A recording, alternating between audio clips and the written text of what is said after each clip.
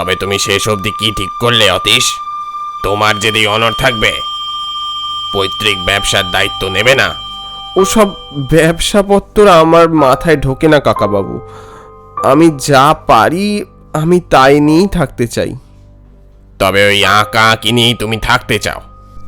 বাহ বাহ বাহ বাহ বাহ! সেই তোমার বাবা মারা যাওয়ার পর তোমার দায়িত্ব আমার ঘাড়ে এসে পড়েছে।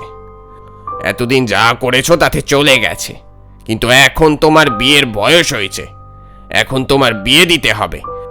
শেষ যে সম্বন্ধ এসেছে তারা চাইছে তুমি যেন চাকরি বা ব্যবসা কিছু একটা করো, আর আমি চাই তুমি এই ব্যবসায় যোগ দাও।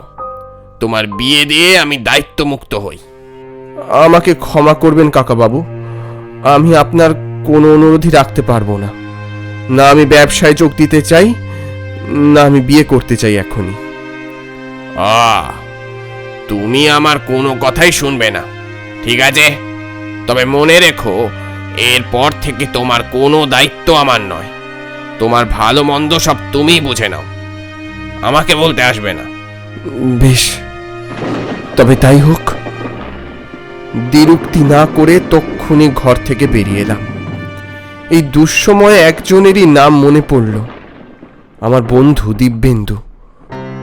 ওকে সবটা জানাতেই ও বলল, আমি সব বুঝতে পারছি অতীশ, একদম ঠিক করেছিস তুই।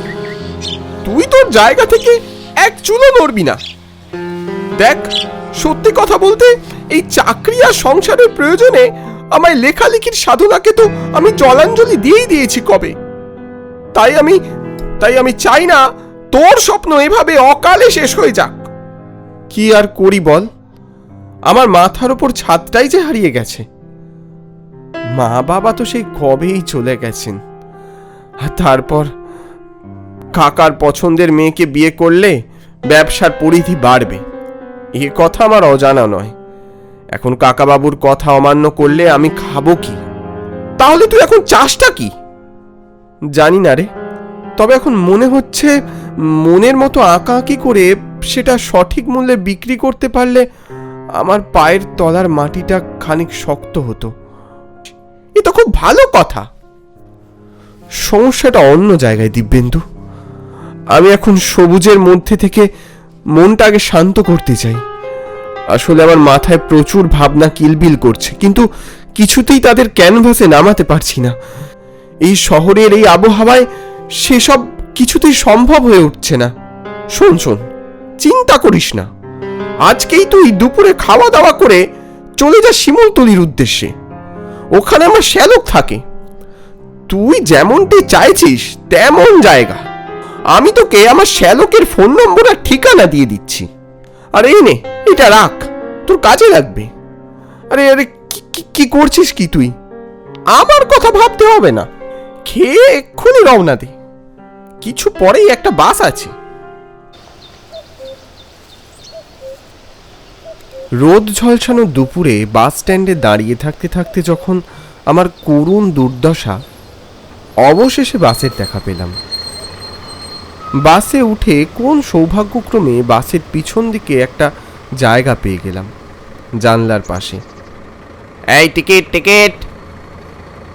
দাদা, একটা শিমুলতলির টিকিট দিন তো। এই নিন। দাদা, যেতে কতক্ষণ লাগবে?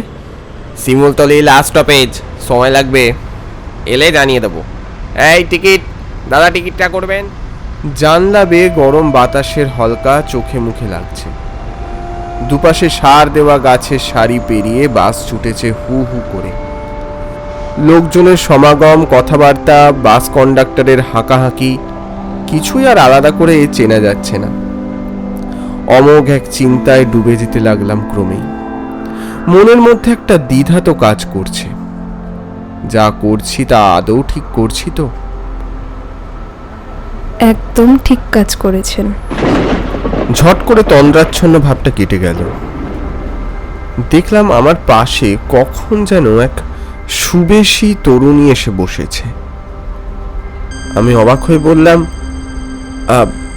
আপনি কি বললেন আমি কিছুই বুঝতে পারছি না। কি ঠিক হয়েছে? এই যে বাস, শুধু সবাই ঘুমিয়ে পড়েছে, আপনি এখনো ঘুমাননি, এটাই বলছিলাম। বেশ করেছেন। বলেই মেয়েটি মুচকি হাসল। আমি এবার ভালোভাবে তাকিয়ে দেখলাম মেয়েটির দিকে। ভীষণ সুন্দর।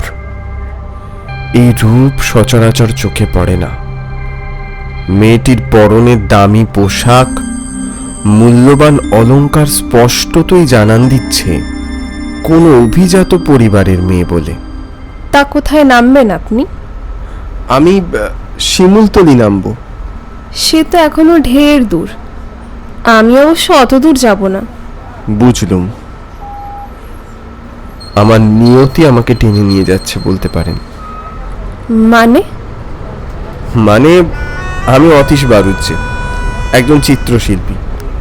কাকাবাবুর কথা মতো ব্যবসার কাজকর্ম দেখাশোনা না করায় কাকাবাবু আমাকে ঘর ছাড়া করেছেন। তাই এখন নিজের শখের দাম দিচ্ছি পথে ঘুরে ঘুরে। আমার সাথে যাই হয়ে যাক, আমি আমার আঁকা আঁকিকে কখনোই ছাড়তে পারবো না।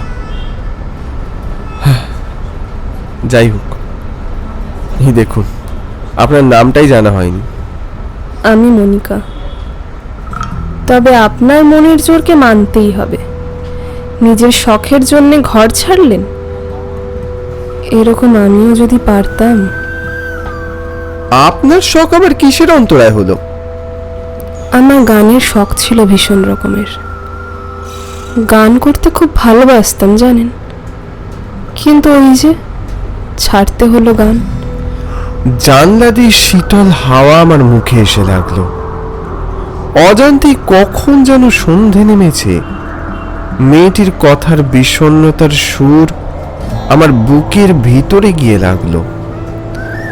কিছু কিছু সময় কিছু বলার থাকে না, তাই চুপ করে থাকাটাই ভালো মনে করলাম। মনিকা আবার বলল, আমার আরেকটি ইচ্ছে ছিল জানেন তো, আমার নিজের একটা ছবি আঁকানো, একটা পোর্ট্রেট। সেও আর হয়ে উঠল কই। আমার একটিও ছবি নেই জানেন। ও মা, এ আর এমন কি কথা? আপনি যদি বলেন তাহলে আমি আপনার ছবি এঁকে দেব। আপনি আমার ছবি আঁকবেন? হ্যাঁ, আঁকবো। তবে তার আগে কিন্তু আপনাকে একটা গান শোনাতে হবে। গান? না না না, গান আমি গাইতে পারবো না। গান আমি গাইতে পারবো না, কিছুতেই না। হঠাৎ ওর মুখের কোমল রেখাগুলো কঠিন হয়ে উঠল যেন। চোখে মুখে ফুটে উঠল প্রচন্ড এক ভয়। আমি ওকে থামিয়ে দিয়ে বললাম, বেশ বেশ, গান গাইতে হবে না, আমি আপনার ছবি এঁকে দেব, যবে আপনি বলবেন। মনিকা আমার দিকে তাকিয়ে হাসলো। এখন ওকে অনেকটা শান্ত দেখাচ্ছে। ও অদ্ভুতভাবে হেসে প্রশ্ন করলো, ভেবে বলছেন তো আমার ছবি আঁকতে আপনার অসুবিধে হবে না তো? না না, অসুবিধার কি আছে? বেশ, তবে চলুন আমার সঙ্গে আমার বাড়িতে। মানে এখন এই সময়? হ্যাঁ, এক্ষুনি। কিন্তু আমি যে শিমুলগঞ্জ যাব। আপনি শিমুলগঞ্জ যাবেন না, আপনি আমার সাথে যাবেন। কোন এক মোহ যেন আমাকে না বলতে বাধা দিল। লক্ষ্য করলাম বাসটা থেমে গেছে। বাসের সিটে একটা লোকের চিহ্নও নেই। মনিকা বলল, নেমে আসুন আমার সাথে। মনিকার পিছু পিছু নেমে গেলাম আমি। চারিদিকে তাকিয়ে দেখলাম বন জঙ্গলে ঘেরা একটা জায়গা। জনবসতি একেবারেই নেই। সামনে ঘন জঙ্গল, সেই জঙ্গলের ভিতরে একটা সরু পায়ে হাঁটা পথ এগিয়ে গেছে দূর প্রান্তে। যেতে যেতে মনিকা আমায় ডাকলো, কই আসুন। আজ বোধহয় পূর্ণিমা।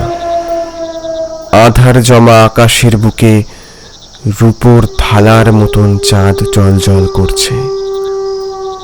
এই আলোতে মনিকাকে মায়াবিনীর মতন দেখাচ্ছে। কি জানি কোন জগতে নিয়ে চলেছে আমায়।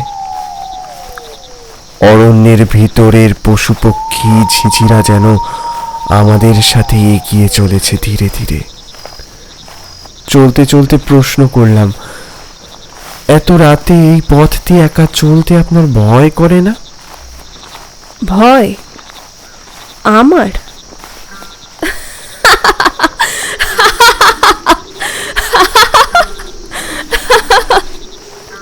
হঠাৎ কর্কশ কোনো নিশাচরের ডাকে আমি চমকে পিছনে ফিরে তাকালাম। ওটা কিসের শব্দ? ফিরে তাকিয়ে দেখি সামনে মনিকা নেই। আমি এদিক ওদিক খুঁজতে লাগলাম। মনিকা, মনিকা কোথায় গেলে? মনিকা, মনিকা! কোনো উত্তর এলো না। আমি অরণ্যের মাঝে উন্মাদের মতো খুঁজতে লাগলাম ওকে, কিন্তু কোথাও কাউকে দেখতে পেলাম না। তবে কি কোনো বিপদে পড়ল? এই অন্ধকার বনে এভাবে আসা উচিত হয়নি। আমার ভয় লাগলো, ভীষণ এক ভয় আমাকে গ্রাস করছে ক্রমশ। গাছগাছালি পেরিয়ে আমি যেন আরো বেশি অরণ্যের বুকের ভিতরে প্রবেশ করছি। হঠাৎ দেখতে পেলাম একটা ধ্বংস প্রায় ভাঙা অট্টালিকা। প্রায় সবটুকু ধ্বংস হয়ে গিয়েছে, সামান্য কটা খিলান টিকে আছে কোনো মতে। রূপলি আলোয় প্রেতপুরীর মতো লাগলো আমার। আমি সেদিকে এগিয়ে যেতেই গানের সুর শুনতে পেলাম। গানটা সুন্দর, অদ্ভুত সুন্দর, কিন্তু এই জ্যোৎস্না রাতে সেই গানের সুরমূর্ছনা আমার মনে প্রশান্তি নয়, বরং ভয়ের সঞ্চার ঘটাচ্ছে। ধীরে ধীরে চোখের সামনে স্পষ্ট হয়ে উঠছে একটা নারী মূর্তি, নত মস্তকে দুহাত শূন্যে তুলে উন্মত্তের মতো আমার চারপাশে ঘুরে ঘুরে গান করছে। কে কে কে কে আপনি? সঙ্গে সঙ্গে সেই নারী মূর্তি তাকালো আমার দিকে, হাসতে হাসতে বলল, আমার ছবি আঁকবেন বলেছিলেন না? নিন নিন, এবার আঁকুন আমার ছবি। আমি চমকে উঠলাম। কোথায় কোথায় সেই সুন্দরী মোহময়ী মনিকা? আমার সামনে দাঁড়িয়ে আছে এক বিভৎস মূর্তি। ফ্যাকাশে মুখে ধক ধক করে জ্বলছে সাদা এক জোড়া চোখ। তাকিয়ে কি দেখছেন? আঁকুন আঁকুন আমার ছবি, আঁকুন আমার ছবি, আঁকুন এখন। আমি প্রচন্ড ভয়ে পিছিয়ে যেতে যেতে বললাম, কে কে তুমি? তুমি মনিকা তো নও। না, আমি মনিকা নই। আমি হলাম সেই অভাগিনী যে একসময় গান গাইতে ভীষণ ভালোবাসতো। তার গানের সুখ্যাতি ছড়িয়ে পড়েছিল সারা বাংলায়, কিন্তু তার সেই গান গাওয়া চিরকালের জন্য বন্ধ হয়ে গেল তোর জন্য। আমার জন্যে? কিন্তু আমি আপনার সাথে কি করেছি? হ্যাঁ করেছিস। আমি যাতে আর গান গাইতে না পারি, আমার গলার সুর চিরতরে থামিয়ে দিয়ে আমাকে এই বাড়ির অন্ধকারে ফেলে রেখে গিয়েছিলিস। আজ নিজের শখ পূরণ করতে তুই বাড়ি ছাড়া হয়েছিস, আর এদিকে আমার সব স্বপ্ন, সব আশাকে তুই নিজের হাতে শেষ করেছিস। আমি কিচ্ছু বুঝতে পারলাম না। কি বলছে ও? কি রে, কিছুই তোর মনে পড়ছে না? আদিত্য নারায়ণ? সঙ্গে সঙ্গে আমার চোখের সামনে সমস্ত বিশ্ব ব্রহ্মাণ্ড দুলতে শুরু করলো। আমার মস্তিষ্কের যানজট ঘেঁটে অতীত ইতিহাসের পাতা থেকে স্মৃতি হাতড়ে আনলো। মনিকা নয়, তুমি মণিমালিকা। হ্যাঁ রে, তোর গত জন্মের স্ত্রী, যার স্বপ্নকে তুই তিলে তিলে ধ্বংস করে দিয়েছিলি। এবার আমার পালা। কোন এক অতীত প্লাবন থেকে একটা যেন সুর ভেসে এলো। সেই সুরের প্রবলতায় প্রকৃতি যেন উন্মত্ত হয়ে উঠল চারদিকে। ঝোড়ো পাতার ঝড় উঠল, আর সঙ্গে সঙ্গে আমার ঠিক পাশেই গাছের একটা মোটা গুঁড়ি ভেঙে পড়ল। আমি এদিক ওদিকে ছুটতে লাগলাম। থামো, থামো। গত জন্মের কোনো অনুভূতি আমার মধ্যে অবশিষ্ট নেই, কিন্তু এ জন্মে আমার মন বলছে ভুল হয়েছে, এই মেয়েটার সঙ্গে অন্যায় হয়েছে। আমি জানি আমার কাছে আর বেশি সময় অবশিষ্ট নেই, যা বলার এক্ষুনি বলতে হবে। মণিমালিকা, গত জন্মে তোমার সঙ্গে আমি অন্যায় করেছি, আমি অত্যন্ত নীচ কাজ করেছি মণিমালিকা, যে কাজের ক্ষমা হয় না। তুমি ঠিক করেছো, আমার মতো মানুষদের শাস্তি পাওয়াই উচিত, কিন্তু সব শেষ হওয়ার আগে আমি তোমার কাছে ক্ষমা চাইছি মণিমালিকা, পারলে আমায় ক্ষমা করে দিই। মণিমালিকা হঠাৎ শান্ত হয়ে এলো, আগুনের ভাটার মতো ধিকি ধিকি জ্বলন্ত চোখে প্রশান্তি নেমে এলো। করুণ সজল চোখে আমার দিকে চেয়ে বলল, আমি তোমাকে বড় ভালোবাসতাম, তুমি তা বুঝলে না। যদি বুঝতে, তবে আজকে আমাদের কাহিনীটা অন্য হতে পারত। এই জন্মে তুমি ভালো থেকো। চোখের সামনে থেকে ধীরে ধীরে মণিমালিকা কোথায় যেন মিলিয়ে গেল, আর আমার চোখে সব কিছু তখন ঝাপসা অন্ধকার। জ্ঞান ফিরতেই খেয়াল হলো আমি তখনও বাসের মধ্যে ঘুমোচ্ছিলাম। দাদা, শিমুল তলি এসে গেছে, নামুন এবার বাস থেকে। কন্ডাক্টরের দিকে বিস্ময়ে চেয়ে রইলাম শুধু।